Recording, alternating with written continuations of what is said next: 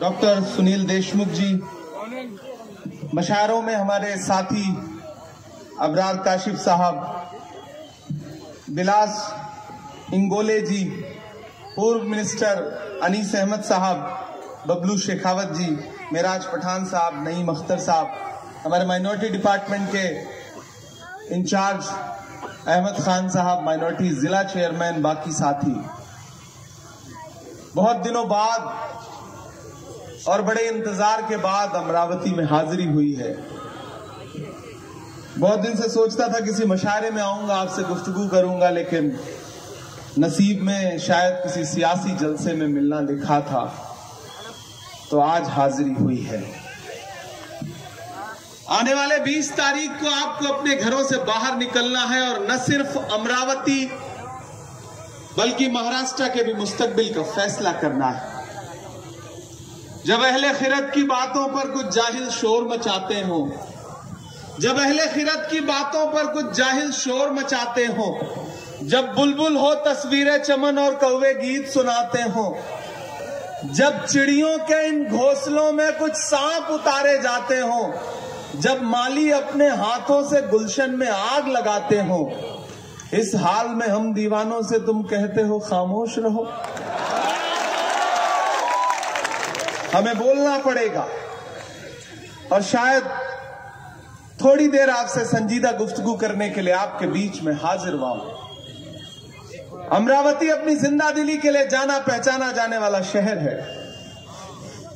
यहां के नौजवान अपना एक अलग तेवर रखते हैं, जिसकी धमक वक्त वक्त पर दिल्ली तक सुनाई पड़ती है। मैं सलाम करता हूं आपकी जिंदा दिली को। मेरे भाई, सियासत जज्बात का नाम नहीं है। सियासत बहुत समझदारी से दिल के साथ साथ दिमाग का इस्तेमाल करके फैसले लेने का नाम है। महाराष्ट्र असेंबली इलेक्शन के मुहाने पे खड़ा है। अगर आपको लगता है कि जो 20 तारीख को इलेक्शन है वो सिर्फ एक आमदार चुनने का इलेक्शन है, तो आप बहुत छोटा सोच रहे हैं। इस इलेक्शन का मकसद, इस इलेक्शन का रिजल्ट और इस इलेक्शन की कोशिशें इतनी बड़ी हैं, इसका मकसद इतना बड़ा है कि उसको समझने के लिए, उसकी तह तक पहुंचने के लिए आपको थोड़ा सा संजीदा होना पड़ेगा। ये लड़ाई सीधे सीधे दो ताकतों के बीच में है। एक तरफ वो ताकत खड़ी है जो कहती है कि वो महायुति है, लेकिन मैं महायुति सरकार को महाभ्रष्ट सरकार कहता हूं। एक तरफ महायुति खड़ी है, एक तरफ महाविकास अघाड़ी खड़ी है, जिसके कैंडिडेट बना करके डॉक्टर सुनील देशमुख जी आपके बीच में हैं। एक तरफ नारे हैं, कटोगे बटोगे, मंगलसूत्र छीन लेंगे, भैंस खोल ले जाएंगे, उल्टा लटका देंगे, ढहा देंगे, और एक तरफ नारे हैं, आइए नफरत के बाजार में मोहब्बत की दुकान खोलते हैं। लड़ाई सीधे नफरत और मोहब्बत के बीच में है। अब आपको फैसला करना है कि आप किस तरफ खड़े हैं। मेरे भाई, मैं परसों एक जलसे में था सांगली में। मैंने माइक पे खड़े होकर के कहा कि जो महाराष्ट्र की सरकार है ये धोखेबाजों की सरकार है। सामने से एक नौजवान खड़ा हुआ, बोला खासदार साहब इसमें एक लफ्ज और जोड़िए। मैंने कहा बताइए। उसने कहा ये धोखेबाजों के साथ साथ खोखेबाजों की भी सरकार है। याद करिए, एक चलती हुई सरकार को किस तरह से लूट करके, जमहूरियत को लूट करके, आईन को पामाल करके महाराष्ट्र में एक नई सरकार बनाई गई। दिल्ली में बैठा हुआ हाकिम यह सोचता है कि महाराष्ट्र को गुजरात के रिमोट कंट्रोल से चलाया जाएगा, लेकिन यह सरजमीन डॉक्टर बाबा साहब अंबेडकर की सरजमीन है। इसे दिल्ली के रिमोट कंट्रोल से नहीं चलाया जा सकता है। मेरी खुशनसीबी है कि मैं आपका खासदार हूं। आपकी दुआओं ने किसी मासूम लम्हे में शायद मेरे लिए कुछ ऐसा कह दिया कि खुदा ने कबूल कर लिया और आपकी आवाज बन के सड़कों पे बोलने वाले बेटे को देश की पार्लियामेंट में जाने का मौका मिला। मैं आपका शुक्रिया अदा करता हूं और आपसे कुछ तो रूह का रिश्ता है, महाराष्ट्र से कुछ तो अपनेपन का रिश्ता है कि जब मेरे नेता राहुल गांधी जी ने मुझे राज्यसभा भेजने का फैसला किया तो कोई और सूबा चुन सकते थे, लेकिन उन्होंने कहा कि इमरान तुम महाराष्ट्र से राज्यसभा जाओगे। तो मुझे लगा कि कुछ तो रिश्ता है महाराष्ट्र से, शायद इसीलिए मुझे वहां के लोगों की खिदमत का मौका मिल रहा है। और मेरा खुदा गवाह है कि पिछले 2 साल से देश की पार्लियामेंट में हूं और एक भी लम्हा ऐसा नहीं गुजरा होगा जब मैंने हाकिम की आंख से आंख मिला करके सवाल न खड़ा किया हो। मैं डरा नहीं, मैं झुका नहीं, कहीं छुप छुपा के खड़ा नहीं।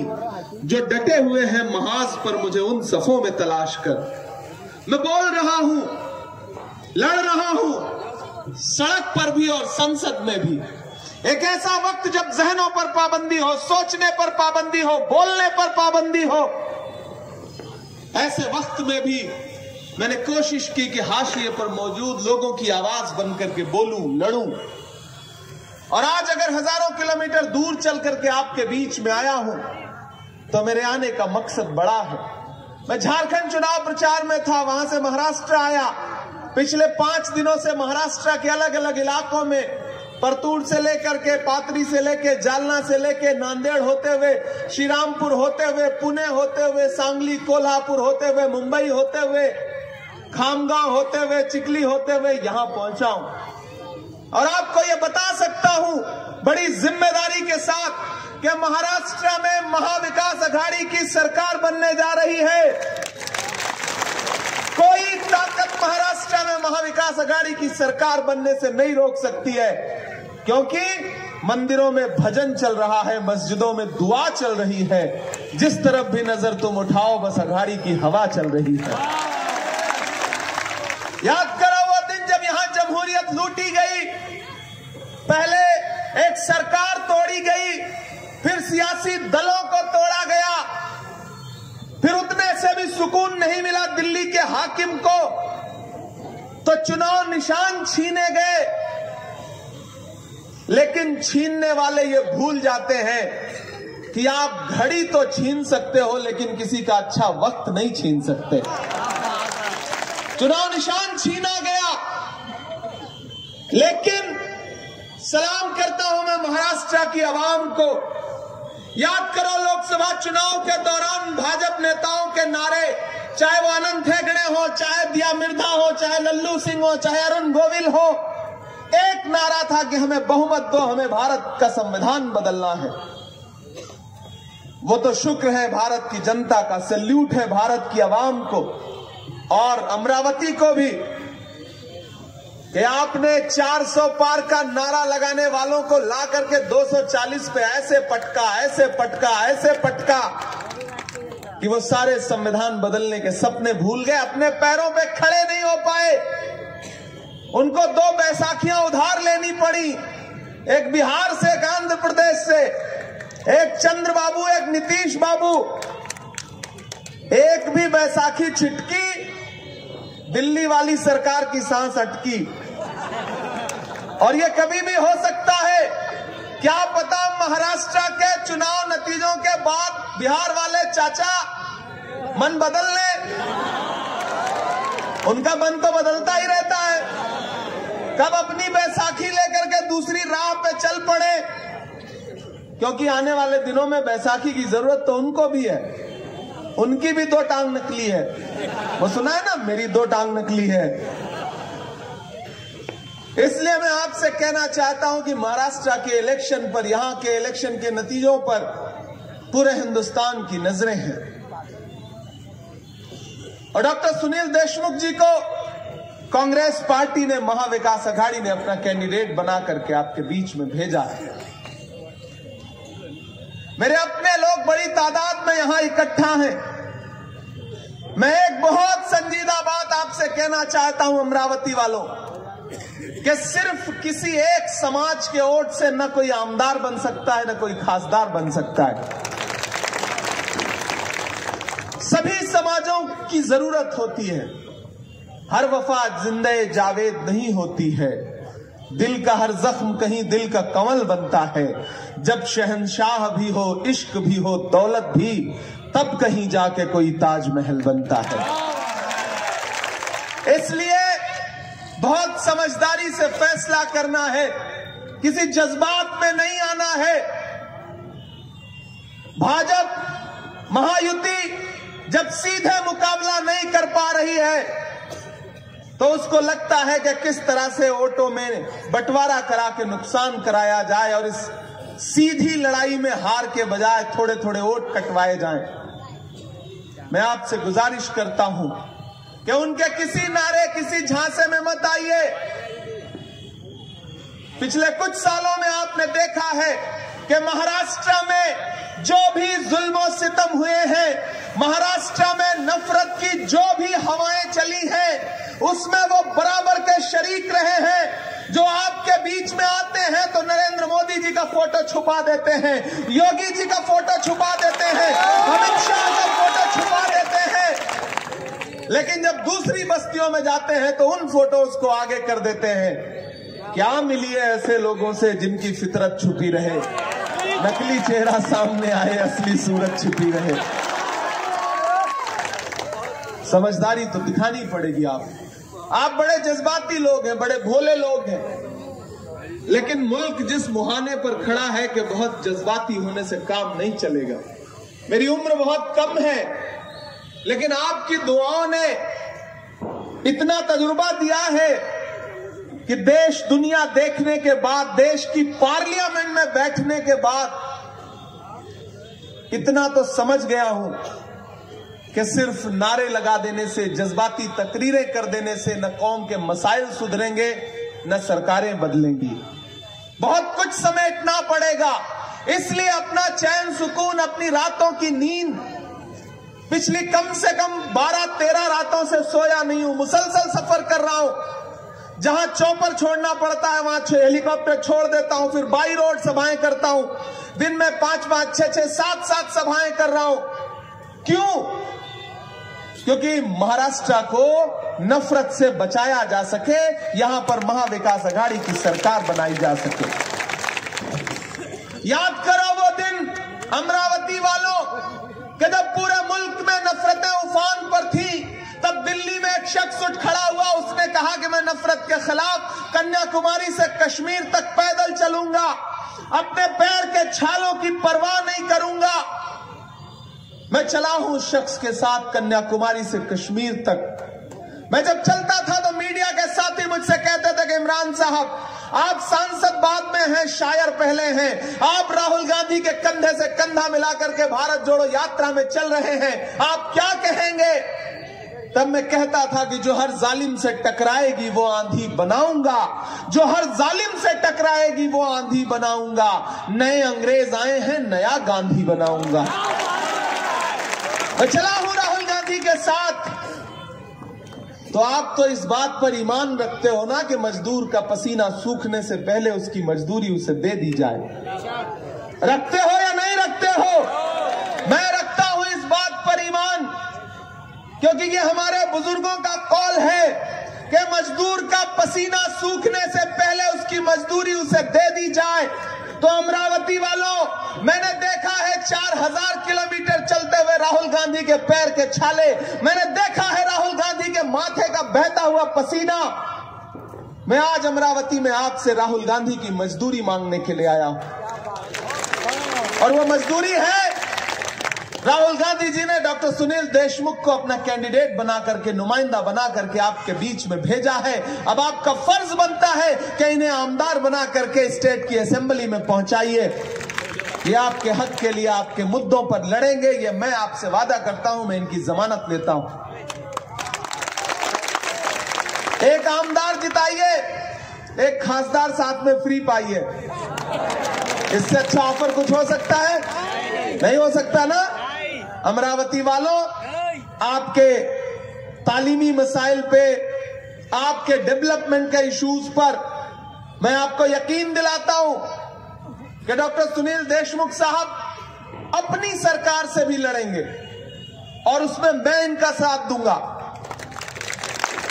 और जब भी आपके किसी डेवलपमेंट के काम में इनको लगेगा कि इनकी निधि कम पड़ रही है, तो मैं अपना एक ब्लैंक लेटर पैड निधि का इनको दे दूंगा कि अमरावती के लोगों के लिए जो आपको काम कराना है कराइए।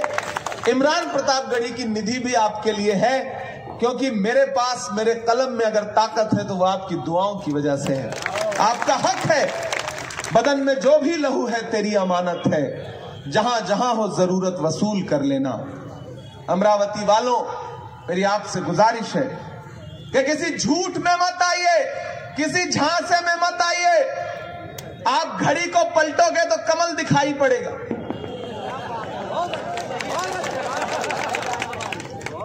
और इस तरफ आओगे तो हाथ का पंजा है, हाथ के पंजे में मशाल है। मशाल इंकलाब के आने का पता देता है। हाथ का पंजा है, हाथ के पंजे में मशाल है। आइए तुतारी बजाइए, बिगुल बजाइए और जितने गद्दार हैं उनको बाहर भगाइए। और पूरे महाराष्ट्र में मैं तो लोगों को यह समझा रहा हूं कि अगर आपने अपनी आंखों पे कोई पट्टी डाल रखी है और आपको लगता है कि वो नहीं ये वो वाले नहीं है, नहीं ये तो शरीफ हैं, इनका तो चुनाव निशान अलग है, इनके पोस्टर पे तो उनकी फोटो भी नहीं है, तो आप गलतफहमी के शिकार हो, नादान हो। इस दौर में क्या ढूंढ रहे हो तुम? जहर की शीशी में दवा ढूंढ रहे हो। किसी गफलत में नहीं आना है। ये सब एक हैं, सब मिले हुए हैं आपको धोखा देने के लिए, आपको अलग करने के लिए। ये सब अलग अलग दिखेंगे लेकिन आपको नुकसान पहुंचाने के लिए सब एकजुट हैं। मैं तो एक दिन पार्लियामेंट में बैठा था, सामने से नरेंद्र मोदी जी खड़े हुए, बोले बताओ कांग्रेस वालों 70 साल में क्या बनाया। इधर से मैं खड़ा हुआ, मैंने सोचा बताना शुरू करूं, तब तक खड़गे जी बोले नहीं इमरान बैठ जाओ, मत बताओ, जो बताओगे ये उसको भी बेच देंगे, इनका काम सिर्फ बेचने का है। मैंने कहा बात तो सही कह रहे, लेकिन सैल्यूट मराठा, सैल्यूट महाराष्ट्र की आवाम। आपने पिछले 15 दिन में दिल्ली वाले हाकिम के माथे पर इतना पसीना ला दिया है, इतना पसीना ला दिया है कि उन्हें समझ में नहीं आ रहा है कि विदर्भा कहां जा रहा है, मराठवाड़ा कहां जा रहा है, कोंकण कहां जा रहा है, मुंबई कहां जा रही है। ये महाराष्ट्र है। ये तो दिल्ली के हाकिमों से कह देता है कि गमों की आंच में भी मुस्कुरा कर चलना पड़ता है। ये दुनिया है, यहां चेहरा सजा कर चलना पड़ता है। तुम्हारा कद मेरे कद से बहुत ऊंचा सही, लेकिन चढ़ाई पर कमर सबको झुका कर चलना पड़ता है। डॉक्टर सुनील देशमुख आपके अपने हैं, काम किया है इन्होंने, आगे भी काम करेंगे। और आप अंदाजा लगा सकते हैं कि महाविकास अघाड़ी के कितने अहम कैंडिडेट हैं वो, कि कांग्रेस का हो या महाविकास अघाड़ी का हो, हर जिम्मेदार लीडर इनके लिए आपसे वोट की अपील कर रहा है। अमरावती वालों, महान बादशाह सिकंदर ने जब यूनान फतेह किया ना, तो जीत का जश्न मनाने के लिए शहर की सड़कों पर निकला, तो उसने देखा कि पूरा शहर तो जश्न मना रहा है, लेकिन एक फकीर आदमी सड़क के किनारे चादर तान के बेखबर सो रहा है। सिकंदर को गुस्सा आया। सिकंदर अपने घोड़े से उतरा और उस सोते हुए फकीर के पास गया और जा करके उसे एक जोर की लात मारी और लात मार के कहा कि क्यों रे फकीर, मैंने शहर जीत लिया, लोग जश्न मना रहे हैं और तू सो रहा है। उस फकीर ने उनीदी आंखों से सिकंदर की तरफ देखा और देख करके कहा कि शहर फतेह करना बादशाहों का काम है, लेकिन लात मारना गधे का काम है। 2014 में हुकूमत बनी, 2016 में पहली असली वाली लात पड़ी नोटबंदी की। फिर गब्बर सिंह टैक्स लाया गया। फिर वो नारा याद है ना, बहुत हुई महंगाई की मार, अब की बार मोदी सरकार। इस नारे का परिणाम क्या हुआ कि जो पेट्रोल डीजल 58 रुपए लीटर था वो 100 का हो गया। जो